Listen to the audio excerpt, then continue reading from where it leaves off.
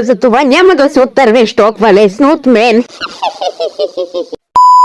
Хора, сега ще стоплим баба Гранушка, сладка бабушка в сауната, понеже вече е много студено, а тя не е чувала за кюнец. Кюнец.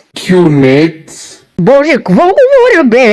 A few moments later. Така, най-накрая успяхме да накараме Гранушка да затури у сауната, също я заключих, за да не избяга, и след 15 минути ще я извадим. 6.5 hours later.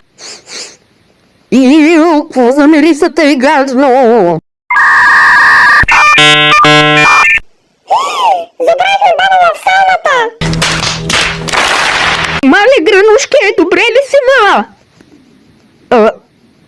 Къде е тая? И да, това наистина съм аз. Мая, чакай малко! Как се измъкнала?